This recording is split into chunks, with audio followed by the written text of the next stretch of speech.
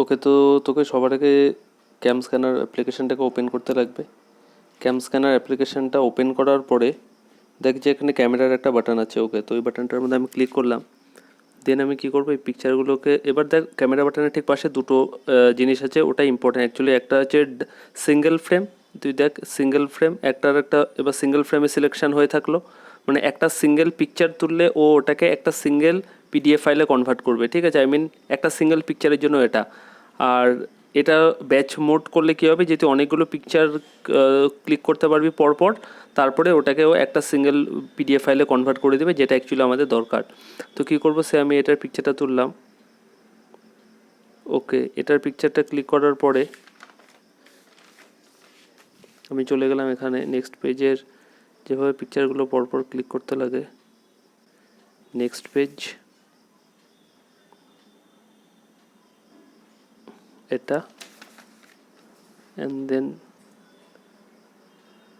লাস্টের পিক হচ্ছে এটা আসলো। এবার তোকে এই যে চারটা যে পিকচার ওখানে আসলো সেটার মধ্যে তোকে এখানে ক্লিক করতে লাগবে। ওকে, এবার এখানে তোকে শো করে দিচ্ছে যে কোনটার কীরকম ফাইলের মানে কতখানি বাদ যাবে, নাকি কোনটা যেরকম এটা এতটুকু ক্রপ হয়ে আছে, এটা করলে অবভিয়াসলি হবে না, তো তোকে এটা ইনক্রিজ করে এতখানি অবধি করে দিলাম আমি। ওকে, এবার নেক্সট, এটা একটুখানি ডিক্রিজ না, ঠিকই আছে। ওকে, এটাকে এই পার্টের থেকে একটু ডিক্রিজ করা যেতে পারে। ওকে, এখান থেকে কী করা যায়, এখান থেকে এইটুকু পার্টকে এটা এতখানি রাখি, হয় এটাকে এইটুকু রাখি, অ্যান্ড নেক্সট পিকচারে এতখানি ঠিকই আছে। ওকে, এতখানি আছে। এবার দেখ ওখানে একটা বাটন দেখতে পারবি যেটা হচ্ছে tick mark button. So tick mark বাটনে আমি ক্লিক করে দিলাম। টিক মার্ক বাটনে ক্লিক করার পরে এটা তোকে রিনেমের জন্য জিজ্ঞাসা করবে, তো তুই রিনেম করে দে এটা কী রিলেটেড ডকুমেন্টটা। সে আমি দিয়ে দিলাম এটা এক্সারসাইজ 10A CL, এটা হবে কি 9, অ্যাকচুয়ালি CL9। ওকে, তো 10A এটা হয়ে গেল। তো আমি এখানে ক্লিক করে দিব হচ্ছে ওকে বাটনটা ক্লিক করে দিব।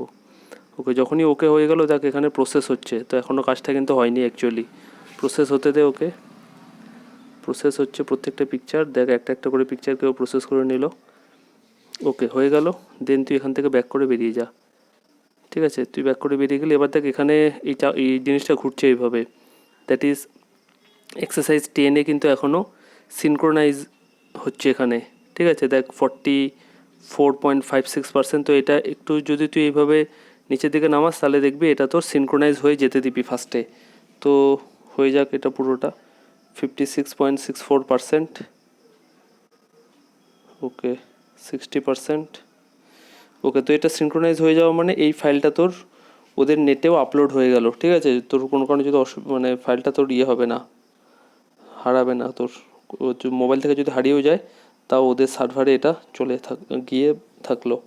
ওকে, দেন তুই এটাকে যখন সেন্ড করবি তখন কীভাবে সেন্ড করবি, ফার্স্টে তুই এটাকে ক্লিক করলি, ক্লিক করার পরে তুই শেয়ার বাটনটা টিপলি, শেয়ারের পরে হোয়াটসঅ্যাপ টিপবি না, তুই এজ এ শেয়ার পিডিএফ বাটনটাতে তুই ক্লিক, ফার্স্টে যদি তুই শেয়ার লিঙ্ক হয়ে যাবে, দেখ উপরে এখানে লেখা আছে share link. So share link, তুই যতগুলো অপশান আছে এখানে সবই শেয়ার লিঙ্ক শেয়ার করলে হবে না, তোর এখানে শেয়ার পিডিএফ বাটনটাকে তো ক্লিক করতে হবে, শেয়ার পিডিএফ।